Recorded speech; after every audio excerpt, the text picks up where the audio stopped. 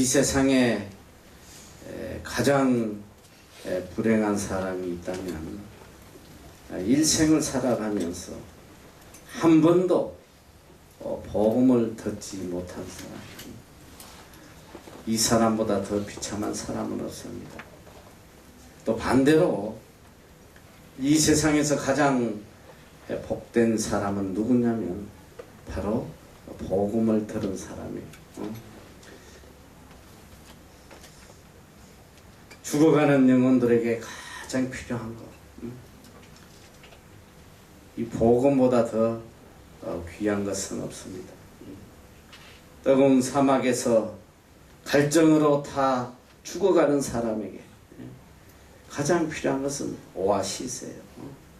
물 외에 그 어떠한 것도 더 중요할 수 없습니다. 불치의 병으로 죽어가는 사람에게 가장 필요한 것은 그 병을 고쳐줄 수 있는 의사예요. 검류에 휩쓸려 떠내려가는 자에게 가장 필요한 것은 구원의 밧줄입니다. 바로 오늘 죽어가는 우리 영혼들에게 가장 필요한 것 복음이에요. 사실 오늘 여러분들이 살아가는 것 같지만 죽어가고 있는 거예요. 하루하루 죽어가고 있다는, 죽음을 향해서 지금 달려가고 있습니다. 오늘 우리에게, 죽음을 향해 가고 있는 우리에게 가장 절실하게 필요한 것, 이 구원의 밧줄, 이것이 바로 복음이에요. 오늘 현대인들은 지식과 정보의 홍수 속에 살고 있어요. 얼마나 많은 것을 아는지 몰라요. 정치, 경제, 문화, 요새 어린아이들도 모르는 게 없더라. 너무너무 많이 알아. 그렇게 많은 지식을 가지고 있으면서도 정작 갈 바를 모르고 어디로 가야 할지, 어떻게 살아야 할지 갈 바를 모르고 죽어가고 있는 것이 오늘 현대인이란 말이에요. 한국에 매일 하루에 36명이 자살을 합니다. 나이와 상관없어요. 젊은 아이들도 얼마나 많이 자살하는지 모르겠어요. 방금 나오기 전에 잠깐 스마트폰으로 뉴스를 보면서 너무 슬픈 사연을 봤어요. 서울의 송파군가 어디 60세 먹은 어머니와 32세 된 큰딸과 30세 먹은 둘째 딸, 이 셋이 연탄을 피워놓고 동반 자살을 했어요.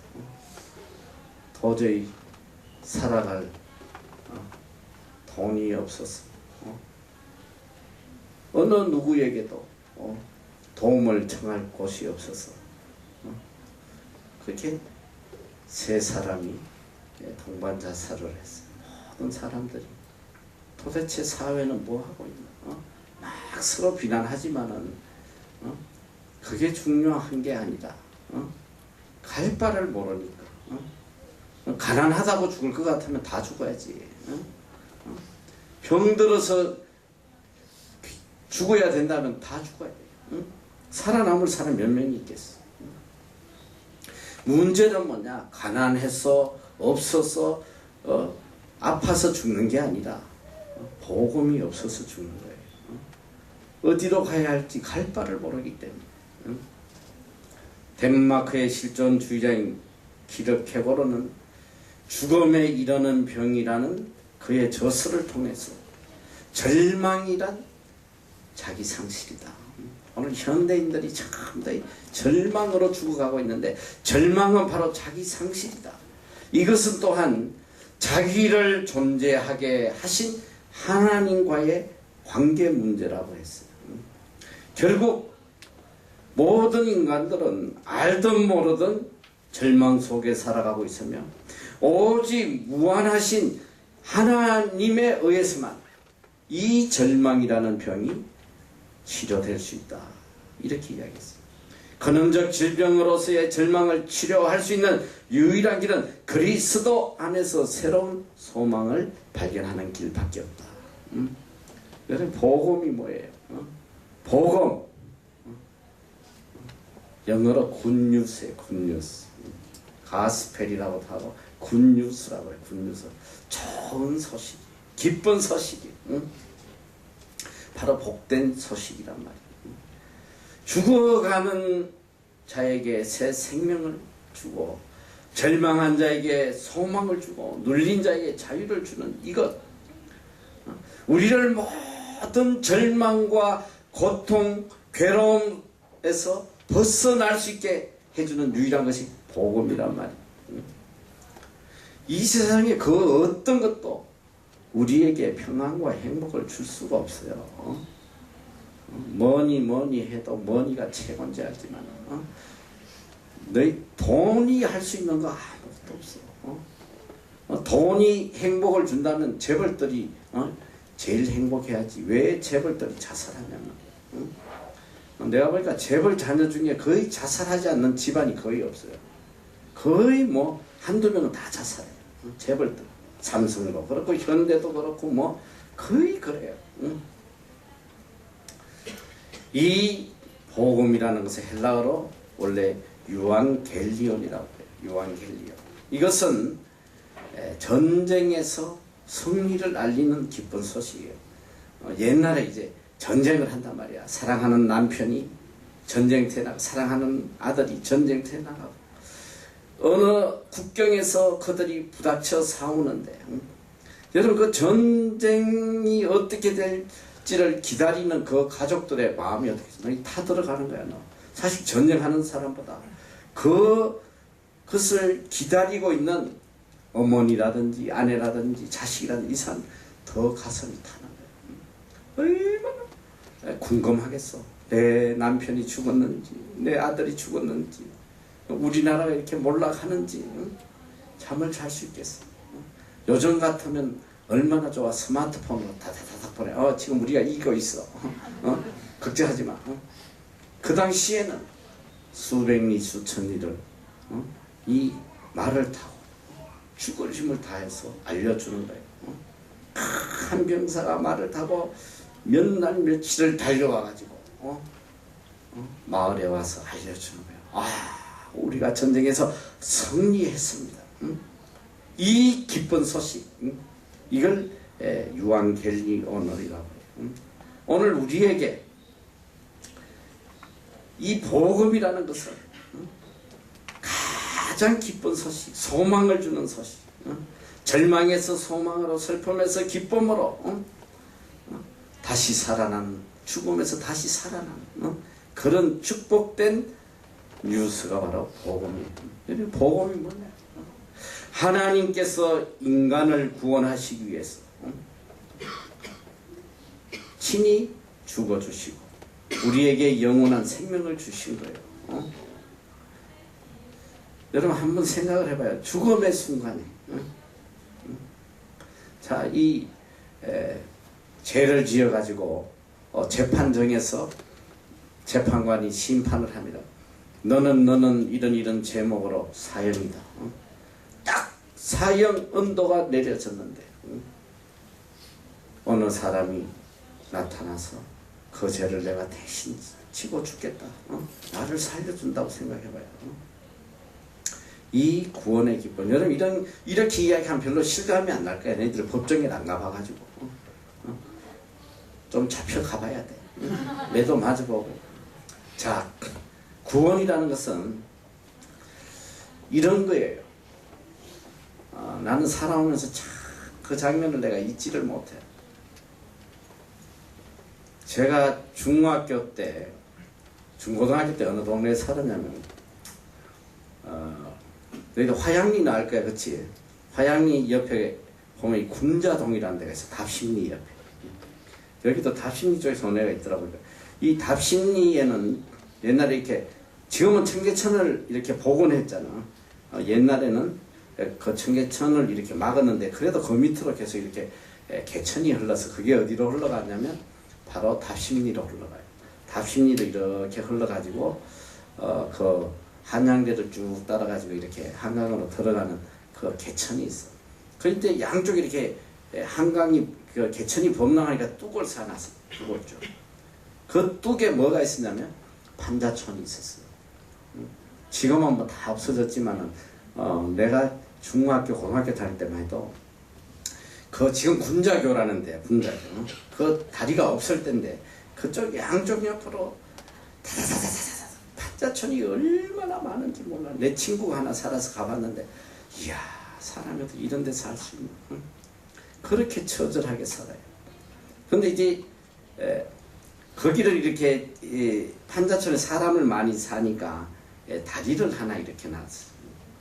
다리가 있긴 있는데 나지막한 이 시멘트로 된 다리인데 이렇게 니아카들도 지나가고 이래요. 근데 이 손잡이가 없어. 근데 문제는 뭐냐면 여름에 이렇게 비가 좀 많이 오면 그 다리가 범람해버려요. 근데 어느 날 비가 이렇게 많이 와가지고 다리가 이렇게 다리 위로 물이 막 이렇게 흘러가요. 다리가 희미하게 보이면서 물이 위로 넘쳐가니까 사람들이 이렇게 장정들이 잘 건너가요. 물결을 가르면서 막 이렇게 건너. 그러니까 물이 많이 불어나니까 뚝에 사람들이 많이 이렇게 서서 구경을 하고 있는데 나도 그때 무엇 때문인지 그 다리를 보면서 이렇게 구경을 하고 있었어. 물이 막 이렇게 넘어가면서 막 이런 저것 떠내려오고 하니까 그게 참 볼만한 거야. 그래서 근데 앞에 이렇게 짐을 가득 실은 리어커가 앞에 한 사람이 당기고 뒤에 이 한 사람이 밀면서 지나가요. 그 다리를 잘 보이진 않는데 어렴풋이 다리의 형체가 보이니까 대충 어림짐작으로 이렇게 가고 있는데 어느 여중학생이 보니까 중학교 한 1, 2학년 된 아이 교복을 입고 집을 가야 되는데 이걸 건너야 되나 말아야 되나 이렇게 계속 고민을 하더라고. 그러니까 이게 니아카가 가니까 이 아이가 이제 책가방을 이렇게 들고 걸어 들어가요. 다리 위로 한 발 한 발 이렇게 가. 처음에 몇 발짝 잘 갔어. 근데 한 중간쯤 가다 보니까 물결 때문에 얘가 한 발 뛸 때마다 조금씩 이쪽으로 가는 거야. 바로 우리는 보면 보이는데 조금만 몇 발자국만 가면 이제 떨어지는 거예요. 그런 검증에 그냥 휩쓸려 가는 거예요. 그때 막 이 타들어가는 내가 구경하면서 막 이 심장이 막 죽을 것 같더라고. 막 소리를 지르고 싶은데 소리가 나오지도 않아요. 저 아이가 죽는데 저걸 어떡하나 막 너무 두려움에서 막 그걸 쳐다보고 있는데 그때 마침 옆에 있던 어떤 아저씨가 막 소리를 치네요. 여보! 막 이 니아카를 끌고 와서 하는데 이봐! 막 이렇게 소리를 질러. 뒤 좀 돌아봐! 뒤에 쟤 좀 잡아줘! 막 이야기하는 거야. 그러니까 이 니아카를 뒤에서 밀던 사람이 이렇게 돌아보니까 애가 걸어오는데 바로 다리 난간 너도 바로 이 한 발만 더 가면 그냥 떨어지는 그런 찰나인데 이 사람이 애 손을 탁 잡아줬어. 잡아가지고 니아카 쪽으로 이렇게 끌고 가는데 평생 살아오면서 내가 그때 그 충격적인 장면을 잊지 못하는 거야. 그때 그 사람이 한 몇십 초만 못 듣고 그냥 갔으면 얘는 죽은 거야. 여러분 복음이 바로 이런 거란 말이지. 죽어가는 우리들 죽음의 순간에 건져주시는 이게 복음의 능력이라는 거예요. 복음은 바로 예수 그리스도의 십자가의 죽으심에 의해서 우리 죄값으로 다 심판받고 지옥 형벌에 떨어져서 죽어야 될 이런 인간을 우리의 어떤 노력이나 우리의 어떤 선행이 아니라 오직 하나님의 은혜로 우리를 의롭게 해주시고 이런 십자가의 의미가 뭐냐? 우리를 의롭게 해주신 겁니다. 의롭게. 우리의 죄값으로 십자가에 달려 죽어야 되는데 이 죄값을 예수 그리스도께서 십자가에 달려서 다 갚아주시고 우리는 죄 없이 된 거예요. righteous. 의로운 자로. 여러분 죄인은 하나님 앞에 설 수가 없어요. 하나님 앞에 어떤 죄인도 설 수 없단 말이야. 그건 죽을 수밖에 없는 거예요. 하나님 앞에 서는 순간에 그건 뭘로 표현을 하냐. 여러분 아무리 깜깜한 어두움이 있어도 이 어두움은 빛 앞에 설 수가 없어. 빛이 비치는 순간 어두움은 사라져. 빛과 어두움이 공존이 안 된다. 바로 그런 거예요. 공의의 하나님 앞에 어떤 죄악도 그 앞에 설 수가 없는 거예요. 멸망할 수밖에 없단 말이에요. 오늘 우리가 하나님 앞에 갈 수 있는 한 가지 이유는 우리를 의롭게 해주셨기 때문에, 죄 없게 예수 그리스도께서 십자가에서 우리 죄값을 다 치러 주셨기 때문에, 그래서 우리가 구원받은 거예요. 이게 복음이란 말이에요. 굿뉴스. 얼마나 우리에게 큰 소망인지 몰라요. 그래서 오늘 우리는 소망이 있는 거야. 이 시간 우리가 죽어도 내가 정말 예수 그리스도를 구세주로 믿었다면 우리는 하나님 앞에 의로운 자, 영원한 나라에 들어갈 수 있는 거예요. 이거보다 더 큰 축복이 어디 있어? 그리고 이 복음은 우리로 하여금 이 땅에서 이미 이 땅에서 천국을 누리고 갈 수 있게끔 역사해 주는 것이 복음이란 말이죠. 오늘 여기 본문에 보니까 주의 성령이 내게 임하셨으니 가난한 자에게 복음을 전하게 하시려고 내게 기름 부으시고 나를 보내사 포로된 자에게 자유를. 이 복음은 뭐냐? 포로된 자를 자유롭게 해주는 거예요. 여러분 이 세상에 여러분 전쟁에서 이 포로된 사람만큼 비참한 게 어디 있어? 내가 어저께 YTN을 보니까 참 너무 마음이 아파.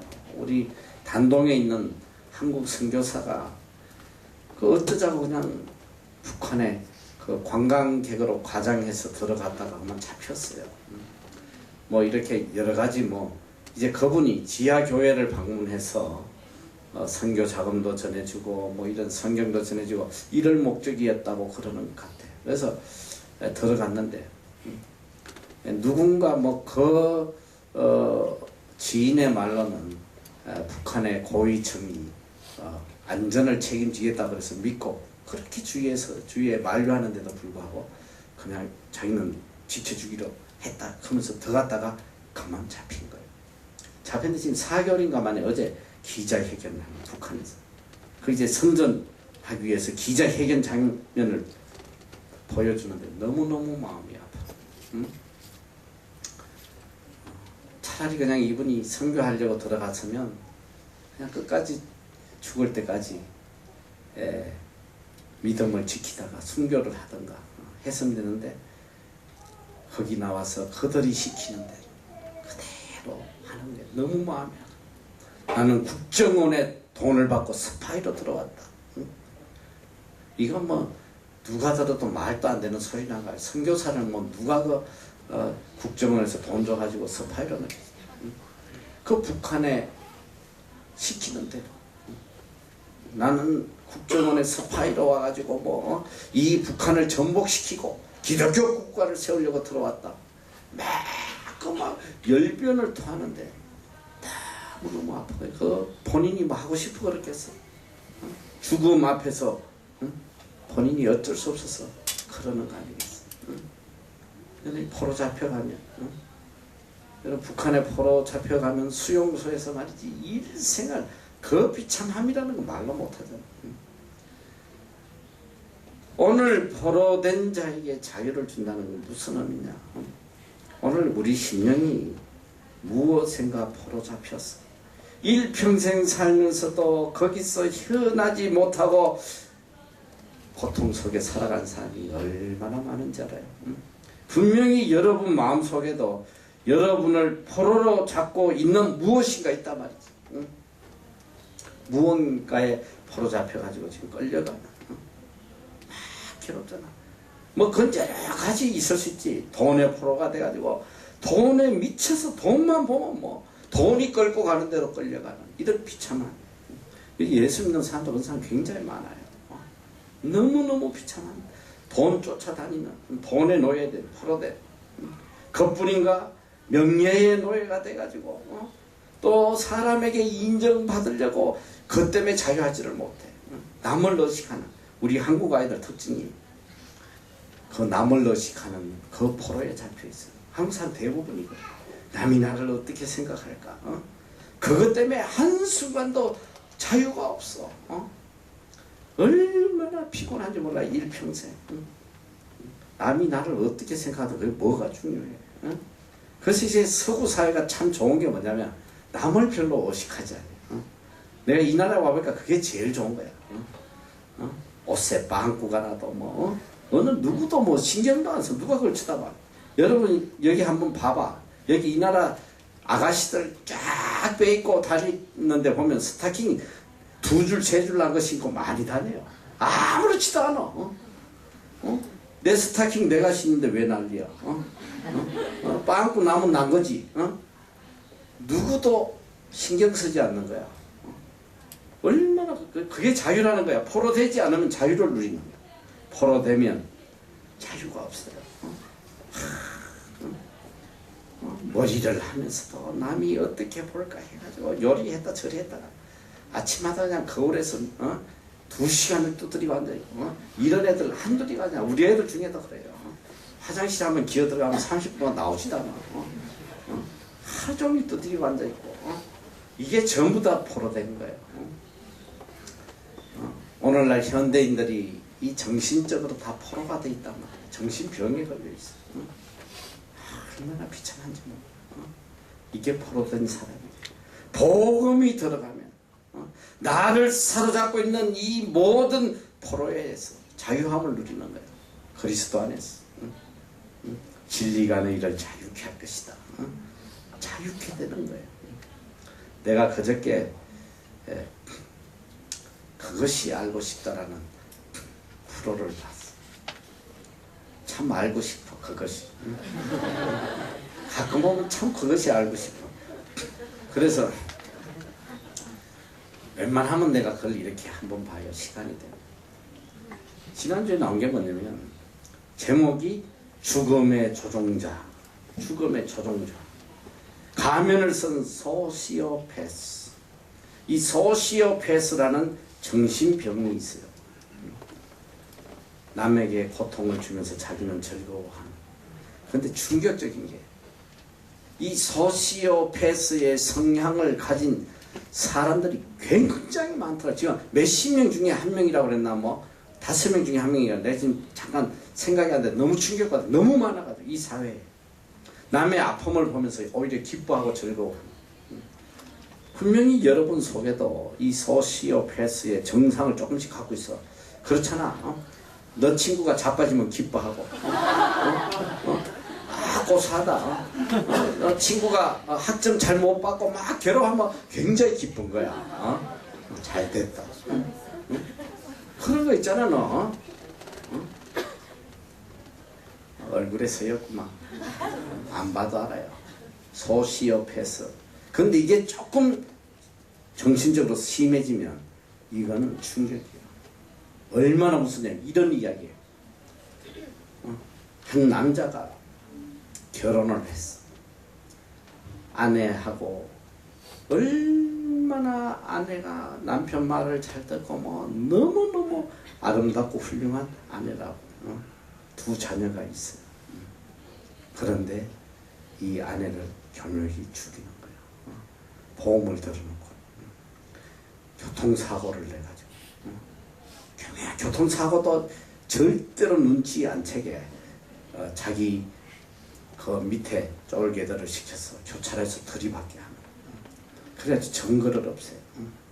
그래가지고 미리 죽여놓고 교통사고를 내가지고 그래가지고 보험금을 타먹고. 내가 너무 충격적이다. 여러분한테 이야기하기가 싫어. 그런데 그 다음에 또 재혼을 해요. 또 재혼을 해가지고 얼마나 잘해주는지 몰라. 막 사람들은 이렇게 좋은 훌륭한 아내가 남편이 없다고 뭐 부인 자체까지도 속아 넘어가요. 평생 자기 남편 최고로. 근데 교묘하게 교통사고로 또 죽여. 또 보험금을 타고. 그 다음에 누구까지 죽인지 알아? 자기 동생을 죽여요. 자기 동생도 교묘하게 교통사고로. 얼마나 이 머리가 뛰어나냐면 동생을 운전대에 앉혀놓고 자기는 옆에 타고 자기는 운전 안 한 것처럼 하고 이미 죽여놓고 운전대에 놔두고 발로 엑셀을 밟아가지고 차를 들이고. 그래서 자기는 옆에 앉아서 죽은 것처럼. 경찰도 그걸 발견을 못한. 그리고 그 다음 누구냐면 자기 아내의 동생 차남을 또 죽여요. 그래가지고 지금 16년 동안을 들키지 않은 거예요. 경찰들도 다 서기고 경찰들도 분명히 이건 뭔가 있다 하는데 증거를 못 잡으니까. 그런데 잡혔어. 드디어 잡혔는데 문제는 뭐냐? 전혀 마음에 가책이 없는 거야. 하나도 가책이 없는 거야. 끝까지 변명하고 끝까지 참 잘못한 거 하나도 없다고. 이게 뭐냐? 소시오패스라. 소시오패스, 정신적으로. 이게 뭐냐면 죽음의 조종자라. 악령이, 죽음의 악령이 내 정신세계를 지배하는 거야. 끌고 가는 거야. 끌려 돌아다니는 거야. 내 의지하고 무관하게 조종되는 거지.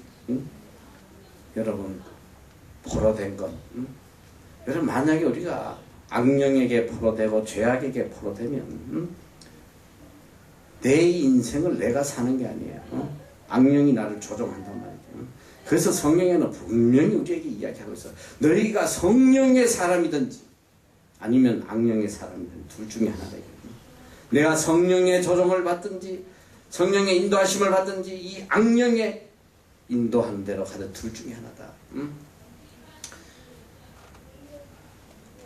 내가 내 자신을 통제할 수 있다면 무슨 걱정이 있겠어? 사람은 자기 자신을 절대로 통제할 수 없어요. 아무리 훈련받고 아무리 지식적으로 교육받고 한다고 해서 내 마음을 내가 주관할 수 있으면 그거는 신이야. 내 뜻대로 안 된단 말이야. 그래서 인간은 항상 실수가 있게 마련이야. 여러분 다윗 같은 그런 위대한 믿음의 사람도 실수하는 거 봐.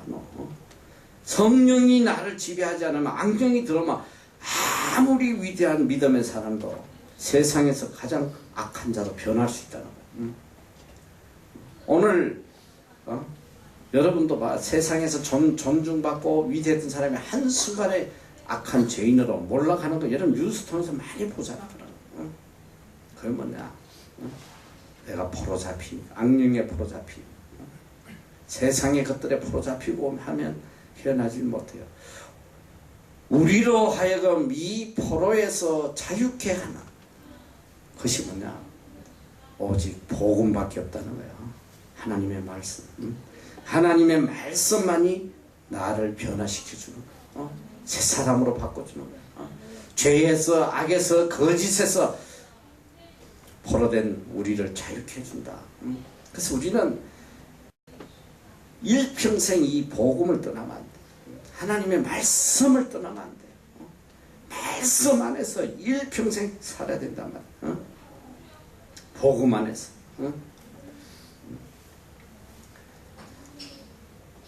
세상의 것에 포로되면 비참하게 돼요. 오늘 또한 현대인의 가장 정신적 현상이 뭐냐? 우울증이에요. 우울증.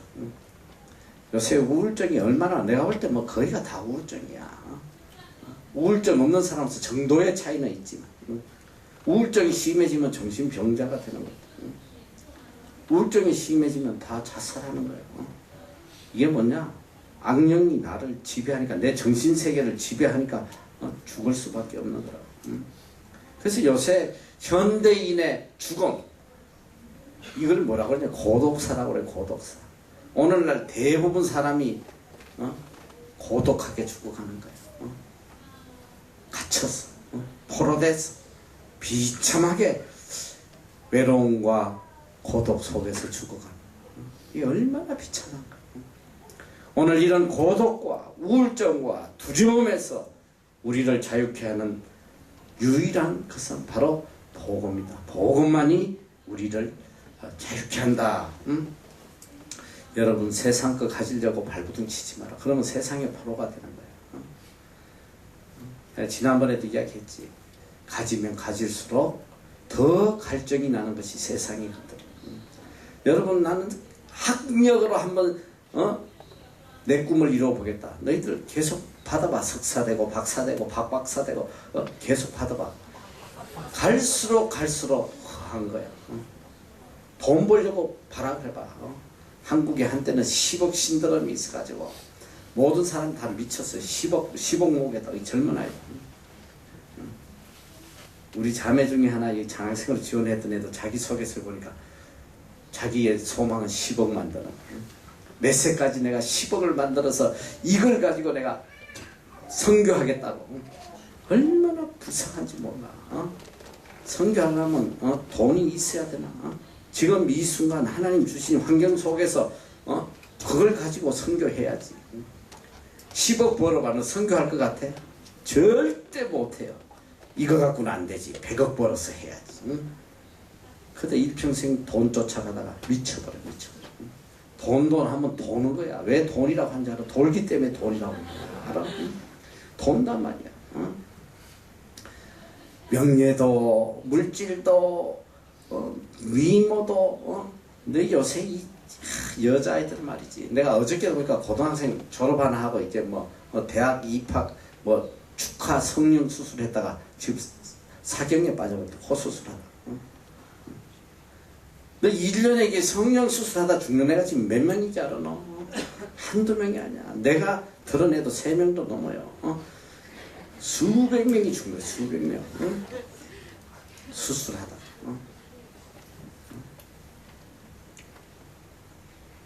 미모, 미쳐있단 말이야. 다 포로돼 있어. 얼마나 비참한지 몰라. 그래서 솔로몬이 전도서에 그런 이야기를 해요. 너무너무 가슴에 와닿는. 강물이 연하여 흘러도 바닷물을 채울 수 없는 것처럼. 여러분 강물이 봐. 전 세계 강이 몇 개야 너? 얼마나 많아. 수만 개, 수십만 개 될 거야 아마. 그 많은 강에서 물을 계속 쏟아넣어도 바다를 채우지 못하는 거야. 바다는 항상 똑같아. 그거란 말이야. 우리의 인간의 욕망을 아무리 채우려고 발부둥 쳐도 일평생을 채워도 채울 수 없는 게 세상의 욕망이야. 가지면 더 허해져. 더 가지고 싶어. 썩는단 말이야.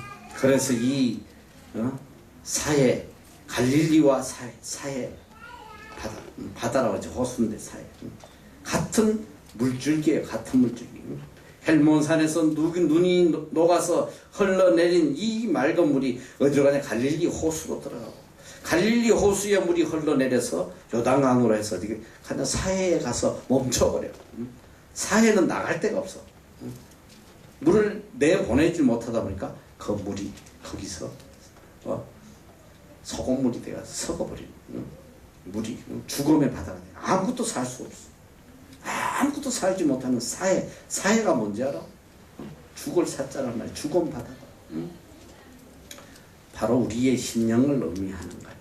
우리가 하나님으로부터 받은 은혜, 물질, 시간, 지혜, 이 모든 거 하나님으로부터 받은 이 모든 것들을 다 하나님의 영광을 위해서 내보내야 된단 말이야. 다 사용해야 돼. 물질도 시간도 명예도 모든 걸 다 오직 하나님의 영광을 위해서 사용하다 보면 내 심령이 언제나 새로워지는 거야. 갈릴리 호수처럼 언제나 새롭고 언제나 맑고 청청하고 모든 생물들이 살아나는 그런 역사가 일어나요.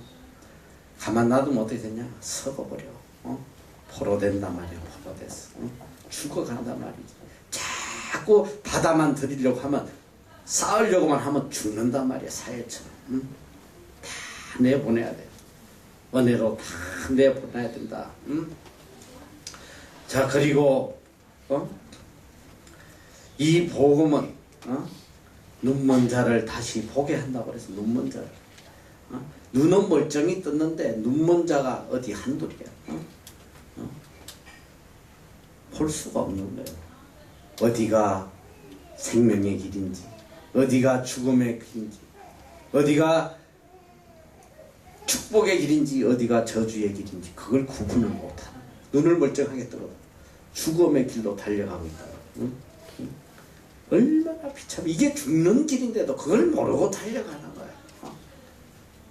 죽으려고 달려가는 거야. 우리가 복음이 나에게 들어오고 복음이 나를 지배하게 되면 첫째 어떤 현상이 나느냐, 어떤 게 생명의 길인지 이걸 구분할 수 있다. 어떤 게 축복의 길인지 이걸 구분하게 돼요. 오늘 여기 와 있는 여러분들도 지금 어떤 게 축복의 길이고 어떤 게 생명의 길인지 이미 복음을 가진 사람은 복음의 능력을 이미 깨달았을 거야. 야, 뉴질랜드 지상낙원 노세 젊어서 노세 신나게 놀다 가야지. 이거는 죽음의 길로 달려가는 거지. 여기서 복음의 눈으로 탁 이렇게 바라보는 사람은 하나님이 주신 모든 걸 하나님의 은혜로 받아들이고 하나님 주신 상황 속에서 어떻게 하면 하나님께 영광 돌리고 어떻게 하면 하나님 기뻐하시는 삶을 살까. 이게 뭐냐, 이게 축복의 길이 아니야. 이게 축복의 길. 이 세상의 축복의 길은 뭐냐, 하나님을 기쁘시게 하는 길이 축복의 길이거든. 하나님 기쁘시게 하는 이게 축복의 길이야. 하나님이 기뻐하시면 모든 게 다 끝나버려. 하나님이 기뻐하시는데 하나님 뭔들 안 해주시겠어요? 여러분의 행위가 하나님 보시기에 아름답고 기쁘면 하나님께서 여러분을 위해서 뭔들 안 해주시겠냐 이 소리야. 하나님 눈밖에 나면 한순간에 끝나는 거예요. 아무리 높이 올라가도 하나님 눈밖에 나면 한순간에 끝나. 요번에 내가 북한도 보니까 내가 한동안 정말 너무나 충격받고 너무나 참 이해할 수 없는 그 사회 구조. 그럼 장성택이라고 김정은이의 고모부예요. 고모부. 그리고 그 아버지가 갑자기 급사하는 바람에 말이지, 아무 권력에 힘도 없고 구조도 없는 이런 철부지놈을 데려다가 그 장성택이가 권력을 다 이렇게 해준 거야. 완전하게 다 지가 통치할 수 있도록 장성택이가 다 만들어줬어. 근데 장성택이가 삐딱하게 굴다가 김정은이를 기쁘게 못하다가 그냥 그까지 올라왔는데 한순간에 그렇게 비참하게 죽더라고. 이야, 이게 참 너무너무 비참한 거예요. 오늘 여러분들 이 세상에 살아가면서 왜 우리에게 소망이 있는지 알아? 우리는 하나님을 기쁘시게 하면 하나님이 내 인생의 주인이 되어주시고 나를 지켜주시고 나를 인도해 주시고 나를 복되게 해주시고. 근데 뭐냐, 아무리 내 힘으로 그냥 최고의 자리까지 올라가도 하나님의 눈에 하나님 보시기에 기쁘지 아니하면 그거는 끝나는 거예요. 소망이 없어. 비참하게. 성경에 그런 인물들이 얼마나 많아. 그럼 사울이 누구야? 사울은 이스라엘 하나님의 나라의 초대 왕이 된 사람이에요. 처음에 하나님이 얼마나 그를 아름답게 보신지 알아. 너무너무 겸손하고 이만큼 겸손하고 이만큼 왕의 자질이 되는 사람이 없다. 하나님께서 친히 뽑으신 거예요, 사울을. 근데 그가 왕자리에 올라가서는 지가 왕이 되려고, 하나님이 왕인데 교만하게 지 멋대로 하나님 뜻대로 안 하고 지 멋대로 하려고 까불다가 말이지, 하나님 앞에 버림받으니까 너 얼마나 비참하게 돼요. 전투에서 아들들과 함께 비참하게 자살을, 너무나 비참하게 줘요. 그 가장 중요한 건 뭐냐, 여러분 잘 알아야 돼요. 하나님은 택한 자도 버리신다는 거. 여러분 그걸 잊어버리면 안 돼. 사울을 누가 택했어? 하나님이 택하신 거야. 하나님이 선수 택하셨지만 버리셨어. 이 세상에서 제일 비참한 사람이 누구냐? 하나님 앞에 버림받는 사람. 하나님 앞에 버림받는 사람. 교만하게 굴면 끝난단 말이지. 교만하게 굴면 끝나요. 그래서 우리는 어쨌든지 하나님 앞에 겸손하게, 그리고 복음 안에서, 하나님의 말씀 안에서 순종하고 살아야지. 하나님 말씀을 떠나면 죽어버려요. 그리고 중요한 건 뭐냐, 복음이 들어오면 복음이 나를 지배하면 나는 새 사람이 되는 거예요.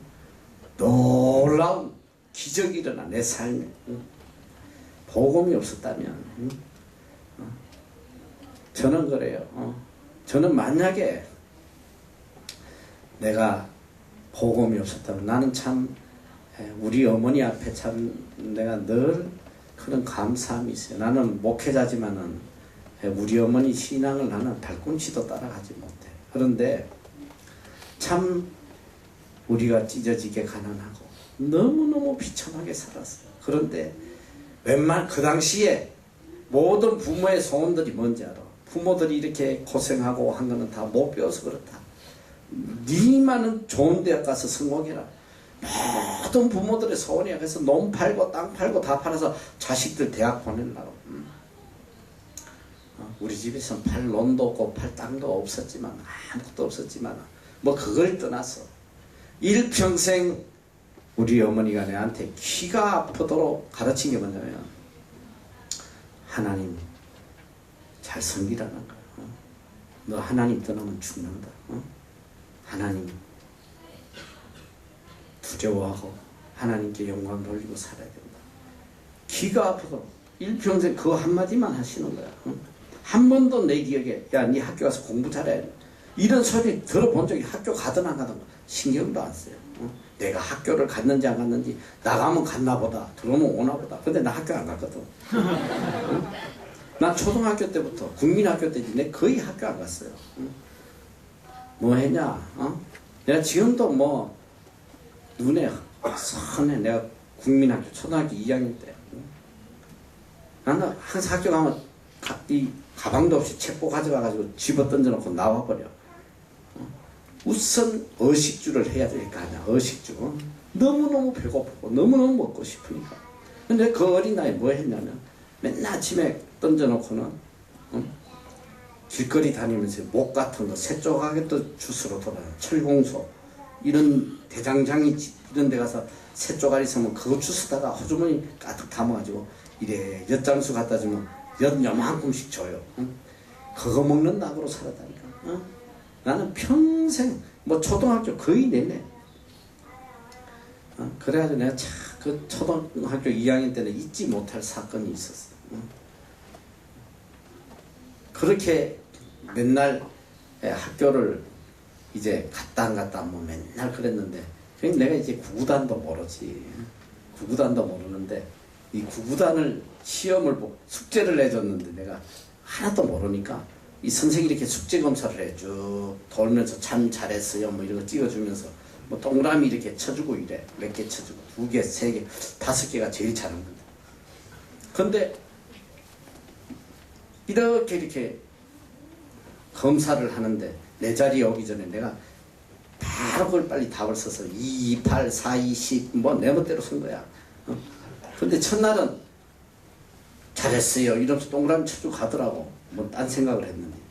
근데 그 다음날 또 그랬다가 잡혔잖아. 응? 이야 아직도 내 그 선생 얼굴이 선해요. 입이 좀 튀어나왔는데 시집도 안 가고 그랬는데 세상에 나를 딱 이렇게 세웠더니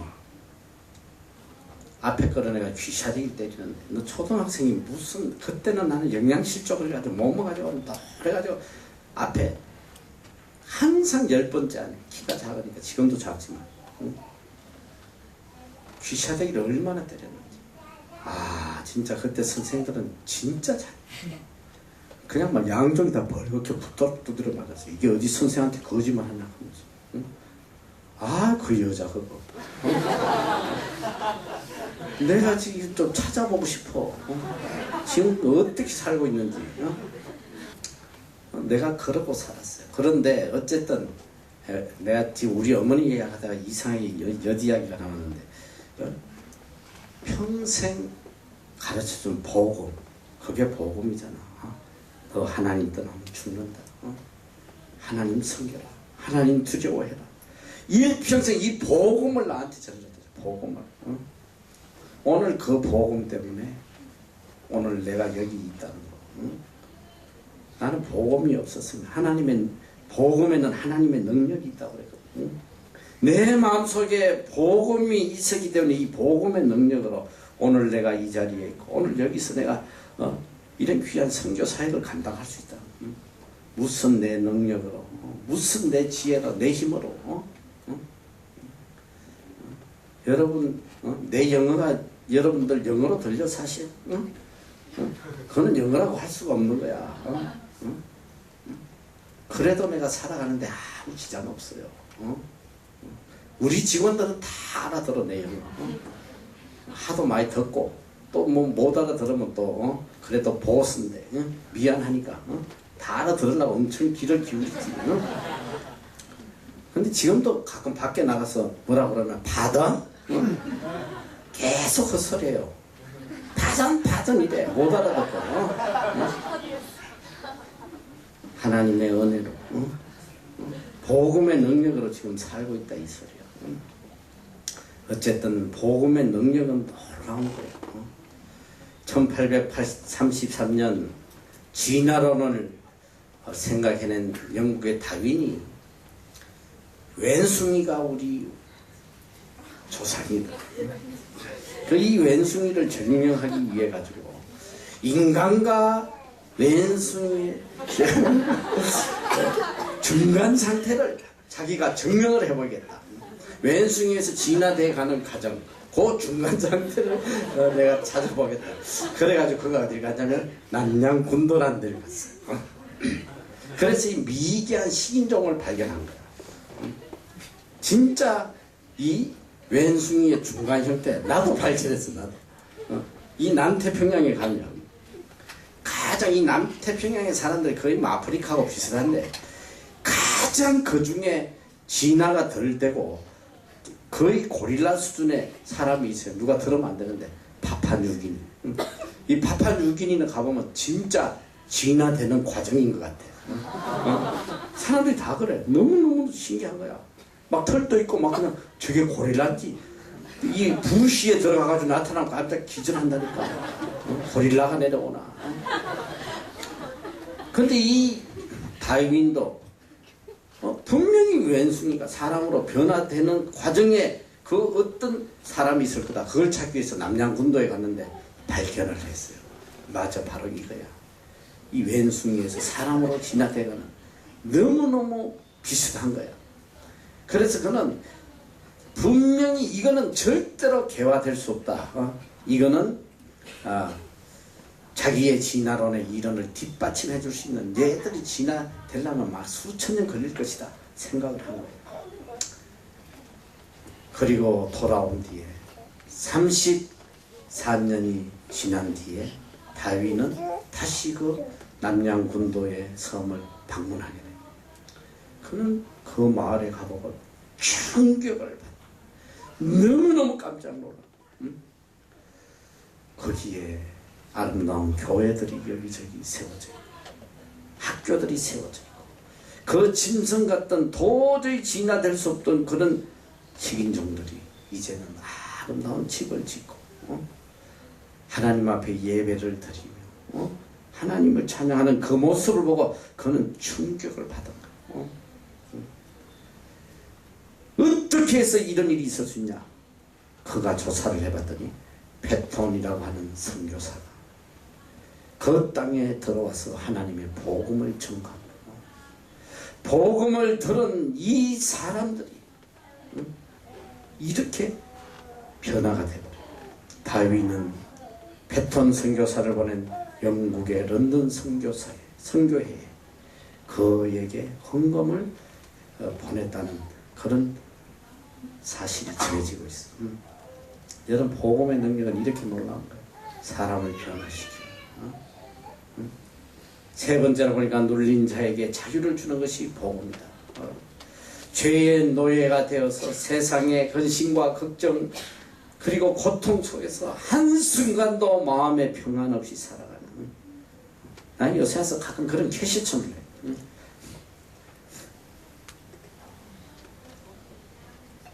정말 이 세상에서 정말 평안을 누리고 사는 사람이 과연 몇 명이나 되겠나? 우리 그리스도인들도 마찬가지야. 일평생 예수를 믿으면서 정말 항상 기뻐하고 항상 감사하고 이런 사람이 몇 명이나 되겠어. 내가 볼 때 여기도 없어. 나도 마찬가지고. 좀 감사하나 싶으면 또 불평하고, 좀 평안한가 싶으면 또 어느 생각 또 짓눌려가지고. 여러분, 더구나 이 하나님을 믿지 않는 사람들의 심령의 상태가 어떻게 있었나? 너희들 보기 뭐 다 기뻐하고 즐거워하는 것 같지? 뭐 맨날 허허거리고 뭐 그냥 노세노세하고 슬퍼먹고 그들 마음속 깊이 한번 들어가.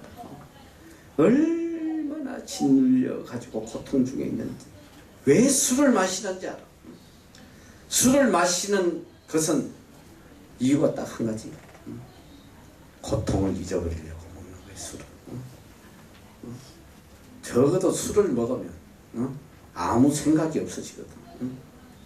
망각 상태로 간다. 나는 뭐 술을 안 먹는 사람이니까 잘 모르지만 술 먹는 아이들 옆에서 이렇게 보면 귀여워요. 술 취하면 사람들이 그렇게 어린애같이 변해. 깔깔거리고 막 그냥 말도 안 되는 소리 계속 주절거리고 근심 걱정이 사라져. 그 잠시라도 그 근심 걱정 짓눌리는 그것에 좀 벗어나 보려고 자꾸 술을 먹는 거야, 사람들. 얼마나 불쌍한지 몰라. 이 세상에 그 어떤 것도 우리를 이 죄악과 고통과 걱정에 눌린 것에서 자유를 줄 수 없어요. 나를 질러들고 있는 근심, 걱정, 고통, 여기서 해방될 수 있는 유일한 길이 뭐냐? 그건 복음만이 해결해 주는 거고, 하나님의 복음이 내 심령에 들어오면 내 눌림에서 자유를 누리게 돼. 새 사람이 되는 거야. 그래서 예수 그리스도께서 요한복음 14장 27절에 평안을 너희에게 끼치노니 곧 나의 평안을 너희에게 주노라. 내가 너희에게 주는 것은 세상이 주는 것 같지 아니하다. 너희 마음에 근심도 말고 두려워하지도 말아라. 평안을 너희에게 주겠다. 내가 주는 평안은 세상이 주는 것과 같지 않다. 그리고 요한복음 4장 14절에 예수님은 이 물을 길러온 사마리아 여인에게 이 물을 먹는 자마다 다시 목마르느니와 내가 주는 물을 먹는 자는 영원히 목마르지 아니하리니 나의 주는 물은 그 속에 영생하도록 솟아나는 샘물이 되리라. 예수님은 우리에게 예수 그리스도의 복음이 나를 지배하면 영원히 샘솟는 샘물 같은 평안이 차고 넘친단 말이야. 다른 데서 기쁨을 구하지 마라. 너희들 아직 젊으니까 어떻게든 세상의 쾌락을 쫓아가지고 세상의 그런 오락을 통해서 뭐 이런저런 게임 컴퓨터 붙잡고 뭐 여러분에게 평안을 주는 건 하나도 없어요. 일시적인 갈급함은 풀릴지 몰라도 또다시 더 갈급해지는 것이 이 세상일 거예요. 너희 세상의 쾌락을 쫓아가봐. 갈수록 더 갈급해. 더 째릿한 걸 찾아서 또 계속 가다가는 멸망해버리는 거야. 너 사람들이 왜 마약하는지 알아? 마약하면 죽는지 알면서도 그 짜릿한 그 맛을 벗어나지 못하는 거야. 또 하다 보면 또 더 강한 거, 더 강한 거. 이 세상의 것들은 다 그래요.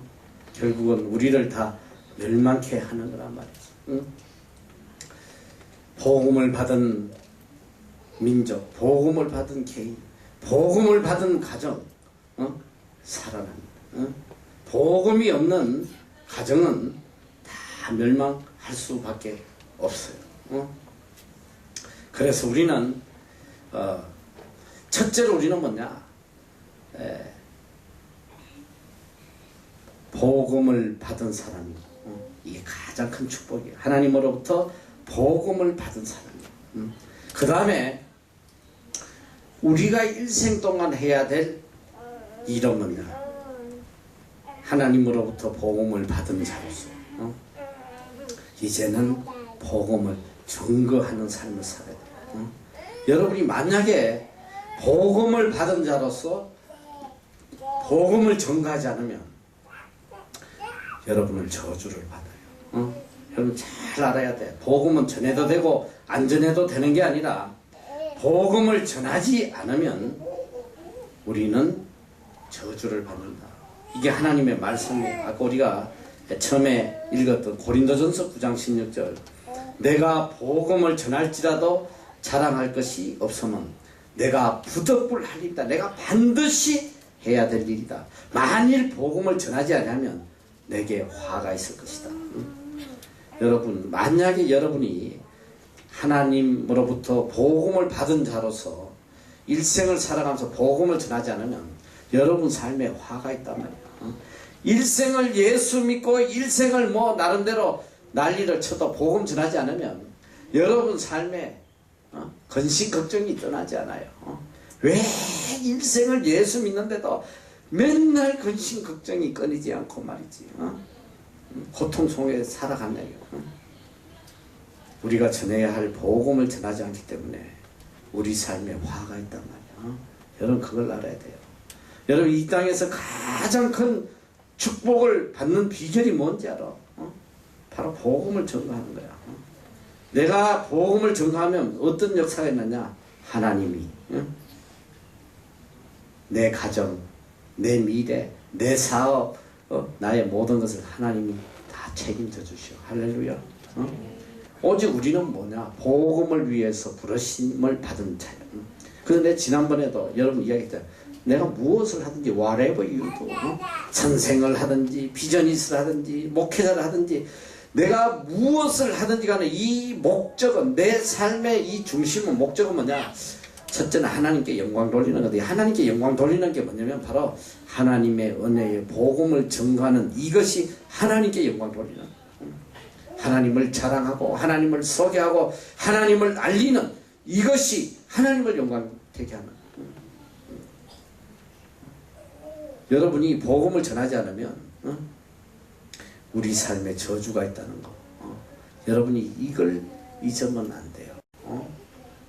내가 사실은 오늘 이 말씀보다 하나님에 대해서, 도대체 우리가 믿는 하나님은 어떤 분이시고 우리가 하나님에 대해서 어떻게 깨닫고 있느냐, 제일 안타까운 게 오늘 예수를 믿는데, 하나님을 믿는데 하나님이 누구신지, 하나님이 어떤 분이신지, 하나님이 어떻게 우리 삶을 이끌어 가신지 그걸 모르고 있는 거야.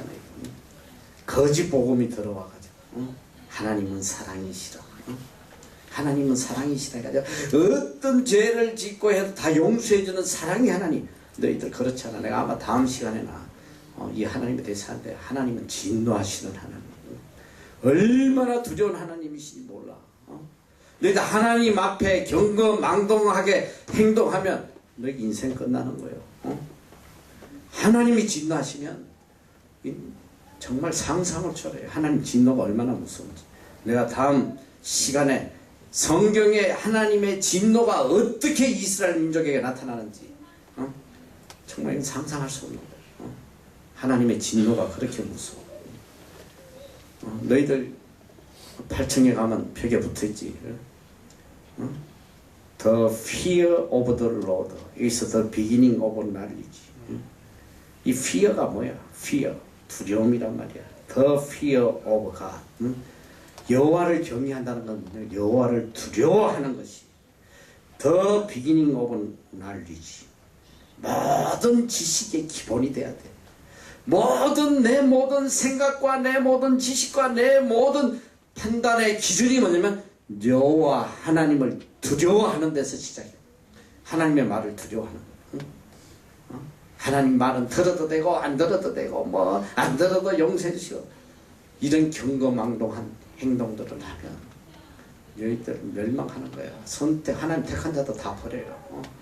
얼마나 하나님께서 무섭게 심판하시는지 성경에 너무 많이 나와 있어. 너무 많아서 여러분에게 다 소개할 수도 없어요. 여러분, 부모가 그렇잖아. 정말 존경하는 부모님이 계시면 이 참된 자식은 뭐냐?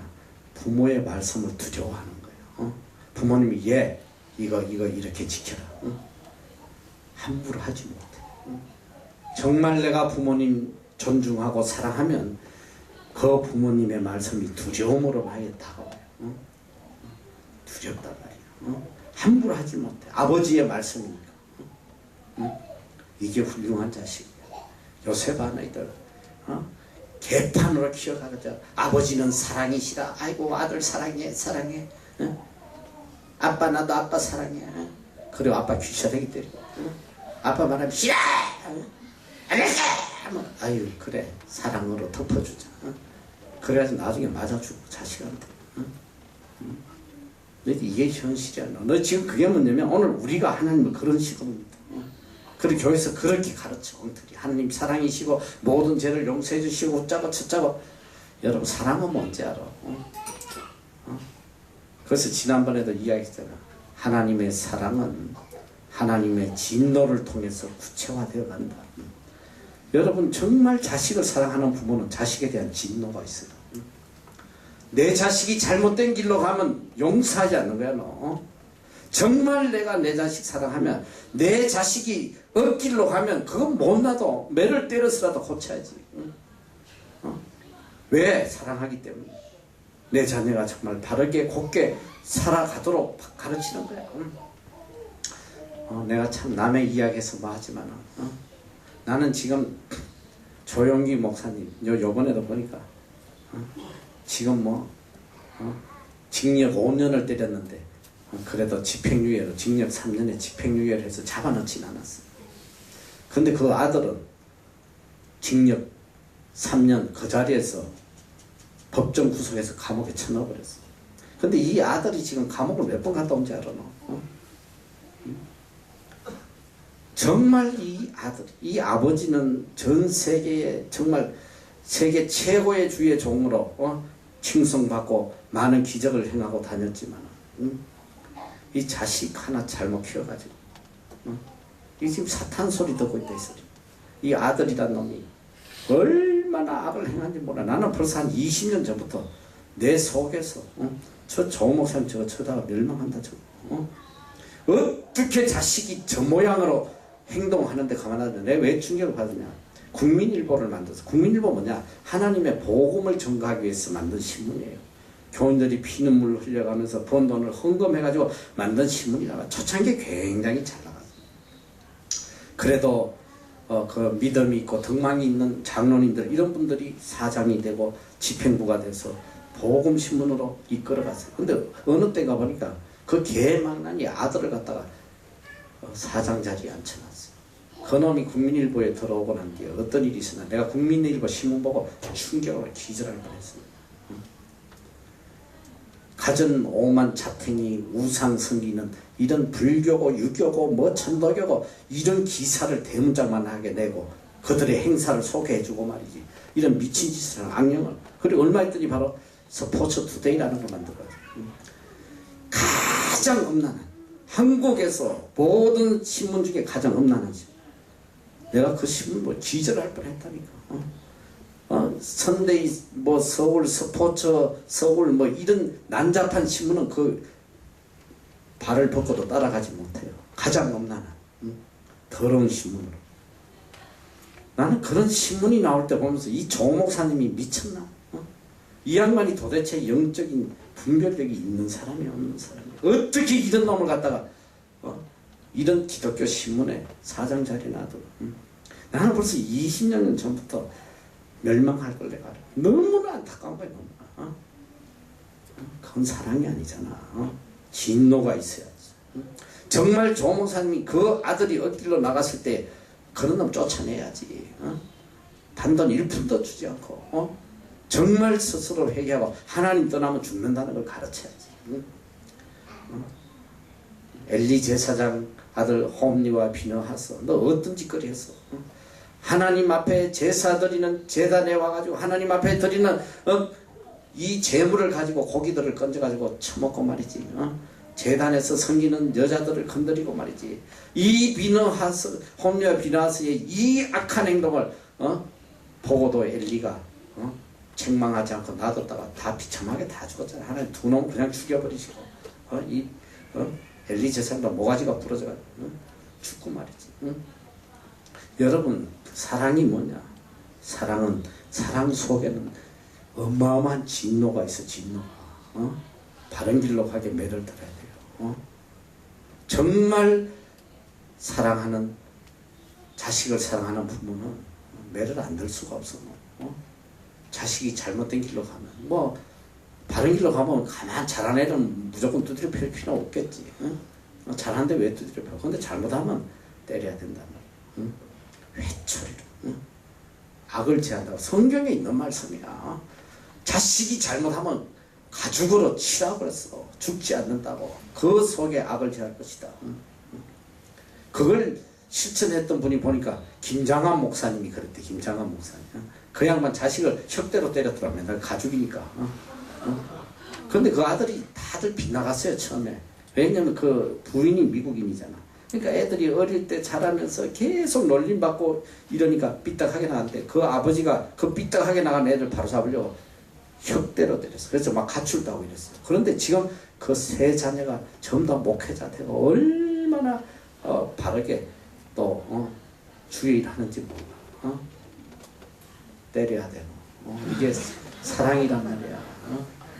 하나님의 사랑이. 여러분 잘 들어. 하나님은 내가 왜 이런 이야기를 하느냐.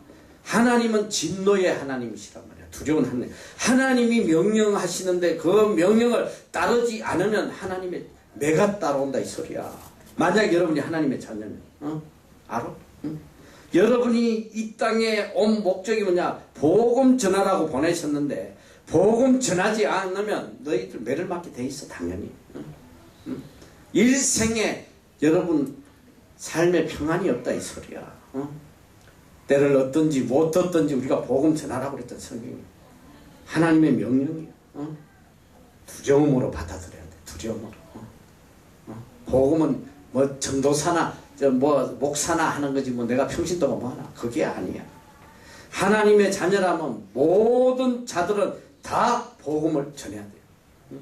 내가 복음을 부끄러워하지 아니하노니 이 복음은 모든 믿는 자에게 구원을 주시는 하나님의 능력이 됩니다. 첫째는 유대인에게 또한 헬라인에게 복음에는 하나님의 의가 나타나서 믿음으로 믿음에 이르게 하나니 기록된 바 오직 의인은 믿음으로 살리라 함과 같으니라. 여러분 복음으로 우리의 믿음이 들어. 이 믿음으로 우리가 의롭게 되는 거예요. 그래서 우리는 복음을 위해서 이 땅에 태어난 사람이다. 여러분 그걸 잊어버리면 안 돼요.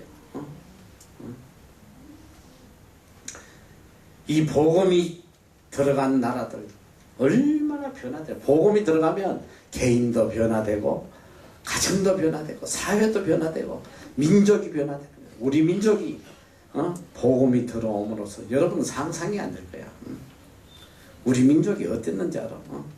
불과 50년 전만 해도 우리나라가 전부 다 우상덩어리야. 내가 어릴 때 보면 마을마다 돌멩이 사놓고 빌고 있고 집집마다 고추 붙여놓고 불고 있고 매일 물 떠놓고 빌고 전 민족이 그랬어요. 그리고 우리 민족이 정말 우상덩어리로 살 때에 하나님께서 전쟁을 주신 거예요. 하나님이 사랑하시니까 매를 치신 거예요. 그 6.25 전쟁이 끝나고 난 뒤에 우리 민족은 이 세계에서 가장 비참한 민족이 됐어.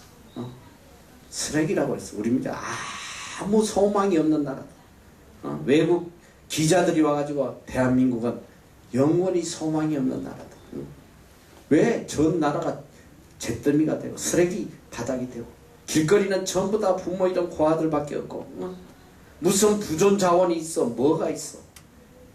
아프리카보다도 더 비참한 나라가 불과 6, 70년 전에 우리나라의 모습이라 아무 소망이 없어. 아무 소망이 없을 때에 우리나라에 누가 들어온지 알아? 6.25 전쟁이 끝나고 제일 먼저 들어온 것이 미국에서 선교사들이 쏟아져 들어왔어요. 우리 민족을 돕겠다고 말이야. 선교사들이 쏟아져 들어와가지고 그들이 제일 먼저 한 게 뭐냐? 고아원을 세우고 병원을 세워주고 기독교 학교를 세운 거예요. 여러분 지금 우리나라에 뭐 명문들이 전부 다 선교사들이 세운 거예요. 이들이 들어와가지고 제일 먼저 우리에게 한 것이 뭐냐면 복음을 가르친 거예요. 하나님 떠나면 죽는다는 거. 그때 우리 민족들이 회개하고 여호와께로 돌아와가지고 나는 어릴 때 기억이 생생해요. 그때는 교회마다 1년 내내 부흥이에요. 1년 내내 부흥. 그리고 교회 가면 앉을 자리가 없이 막 가만히 깔고 그 추운 겨울에도 바닥에서 예배 드리고 밤새도록 교회 안에 모습 뭐냐면 자복통회하는 거예요. 교회마다 아마 전부 다 가슴을 치면서 울면서 회개하는 기도. 주님 제가 죄인입니다. 전부 다 하나님 앞에. 산이라는 산은 전부 다 기도원이 들어서 있고 지금도 국민대학 뒤에 그 북악산 그때 삼각산이라고 그래요. 나는 아직도 기억이 생생해. 내가 중학교 때 밤에 올라갔는데 그 산 전체가 밤에는 전부 다 산 전체가 다 기도원이야. 전부 다 그 산에 올라와가지고 소나무 잡고 흔들면서 하나님 앞에 밤새 기도하는 우리 민족이 그런 민족.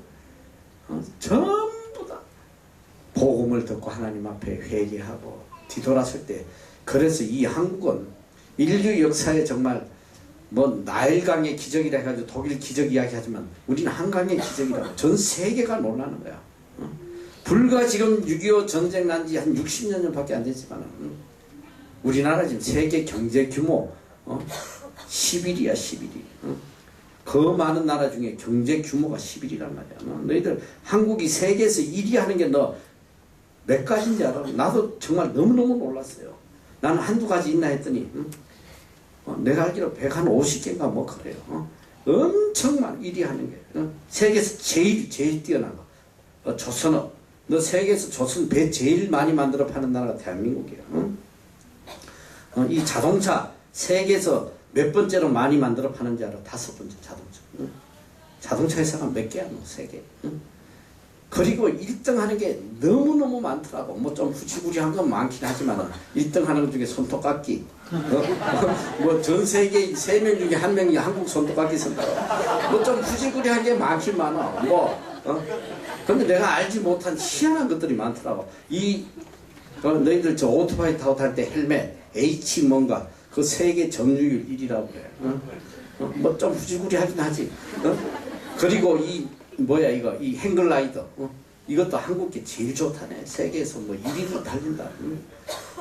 좀 뭐 자질구리하긴 해도 세계를 지배하는 것들이 얼마나 많은지 너무너무 놀란 거야. 그 세계에서 1위 하는 것도 굉장히 많아. 이혼율 1위. 그리고 40대 사망률 1위. 그리고 뭐 술 음주 1위 교통사고 1위 엄청 많아요. 1위가. 어쨌든 오늘 우리 민족이 이렇게 축복의 나라로 바뀐 게 뭐냐? 우리 민족에 복음이 들어온 거야. 너 한번 생각. 우리 민족에 복음이 안 들어왔다고 생각하면 지금 여러분이 여기 이러고 있겠어? 내가 볼 때는 너희들 다 북한 애들처럼 꽃제비로 지금 땅에 주워 먹어서 돌아다녀야 돼. 내가 볼 때는 그래. 너 오늘 우리 민족을 이렇게 바꾼 것이 뭐냐? 복음이란 말이야. 복음이야. 여러분이 복음을 받은 것을 얼마나 큰 축복으로 받아들여야 되는지 몰라. 그래서 우리가 받은 이 엄청난 하나님의 은혜의 복음이라고 하잖아. 바울이 은혜의 복음.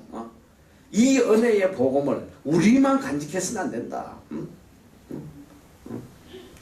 그래서 사도행전 20장 24절에 바울은 예루살렘에 죽음을 각오하고 올라가면서 그는 그 이야기를 하는 거야.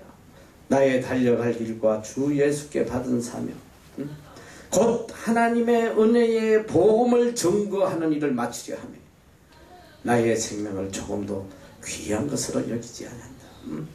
내가 받은 이 은혜의 하나님의 복음을 어떻게 내가 전가하지 않고 내가 살아갈 수 있겠나? 나는 이 복음을 전가하는데 내 생명도 바치겠다. 여러분 이게 우리의 고백이 돼야 돼요. 여러분이 왜 여기 왔겠어? 왜 하나님께서 여러분을 이 뉴질랜드 땅에 왜 여기 보냈겠어? 한국에도 영어학교 많은데. 오늘 여러분이 이 자리에 온 것은 바로 내가 받은 이 은혜의 복음, 이걸 증거해야 된단 말이야. 이게 가장 큰 프라이오리티가 돼요. 어떻게 증거하냐? 죽기까지. 내 생명을 조금 더 귀하게 여기지 않고 내가 복음 수치도 당하고 멸시도 당하고 무시도 당하고 말이지. 그게 무슨 대수냐? 어제도 우리 중국 아이들하고 이야기 나누면서 그 아이들이 그러잖아. 오직 사랑 때문에. 그러니까 우리는 뭐냐면 사랑의 빚진 자가 돼야 돼. 그들에게 사랑을 빚지우란 말이야. 여러분 아무리 여러분이 뭐 복음에 대해서 설명해도 그거 듣고 교회원에 한 명도 없어. 너. 여러분 때문에 오는 거야. 여러분 때문에. 예수 그리스도 때문에 교회 오는 게 아니라 여러분 때문에 오는 거라고. 처음에는 여러분의 사랑이 너무 고마웠어. 거기에 감동받아서 교회 오다 보니까 이보다 더 큰 사랑, 감히 상상할 수 없는 예수 그리스도의 사랑을 발견하게 되는 거야. 여러분은 그 복음의 통로로 서임을 받아야 된다. 할렐루야. 이 복음을 전가하자면 나에게 화가 있을 것이다. 이게 바로 바울의 고백이란 말이지. 그리고 내가 복음을 부끄러워하지 않으니 이 복음은 모든 믿는 자에게 구원을 주시는 하나님의 능력이 됩니다. 복음이 뭐냐? 하나님의 능력이라고. 복음이 내 마음속에 있으면 하나님의 능력이 나타난단 말이야. 위드가 nothing is impossible. 복음이 내 속에 있으면 불가능이 없어요. 다 이루어지는 거야. 능력이란 말은 초자연적인 힘을 나타내 두나미스라는 헬라어인데 복음에는 사람을 구원하는 능력이 있고 심령을 변화시키는 능력이 있고 신유의 능력, 병 고치는 능력도 있고 복음에는 하나 되게 하는 능력도 있고 복음에는 사탄을 물리치는 이런 능력도 있고 내 자신을 이기고 세상을 이기고 죄악을 이기는 그런 능력이 있다. 그래서 바울도 그런 고백을 하던 내게 능력 주시는 자 안에서 모든 것을 내가 할 수 있다. 하나님이 내 안에 거하시면 하나님 복음이 거하면 모든 것을 할 수 있다는 거예요. 오늘 사랑하는 우리 형제 자매 여러분들 여러분이면 하나님으로부터 이 세상을 다 줘도 바꿀 수 없는 복음을 받은 사람들 얼마나 큰 축복이야. 얼마나 큰 축복이야. 참 마음 아픈 일인데 이번에 여러분 기수 중에 한 자매가 갔어요. 며칠만. 너무너무 마음이 아파서 2번을 내가 상담을 했어요. 정말 간절하게 너 축복의 길이 여기 있다. 너 하나님 떠나면 너의 인생에 절대로 평안이 없다. 내가 정말 간절하게 걔가 가고 안 온다고 해서 우리한테 아무 지장은 없지만 너무너무 안타까웠어. 내가 목회자로서 그 아이를 축복의 길로 이끌어줘야 된다는 그 사명 때문에 너가 조금만 참고 있다 보면 정말 하나님 안에서 정말 큰 행복을 또 소망을 기쁨을 가지게 될 거다. 근데 끝까지 깨닫지도 못하고 이해하지도 못하고 받아들이지도 못해. 너무너무 안타까운 거예요. 어떤 사람에게는 이곳이 내 일생의 가장 큰 축복의 장소가 됐어요. 다 너무 감사하고 감격하는 사람이 있냐 하면 어떤 사람은 지옥이야 지옥. 이게 뭐야 이거 맨날 예배드리고 맨날 찬송하고 이거 뭐야 이거 미치겠는 거야. 너무 고통스러워. 나는 그걸 알아. 영적 세계에서. 영적 세계에서 나는 그걸 알아요. 복음이 내 속에 없다니. 이 고통이야. 만약 여러분 중에도 여러분 마음속에 복음이 없는 사람이 이 자리에 있다면 이 예배가 고통이 될 수밖에 없어. 좀 내가 쉽게 얘기하면 뭔지 알아. 이 세상에 가장 하나 되기 어려운 게 뭐냐면 내가 그래서 여러분에게 이제 결혼관에 대해서도 내가 한번 이야기를 해줄 텐데 너희들 믿지 않는 자들하고 결혼하면 그건 무덤 파는 거예요. 저주의 무덤을 파는 거예요. 여러분 성격만 안 맞아도 여러분이 이혼하는 이유가 뭐야? 다 성격 차 때문에 이혼한 사람이 대부분이잖아. 같이 있는 자체가 고통이거든.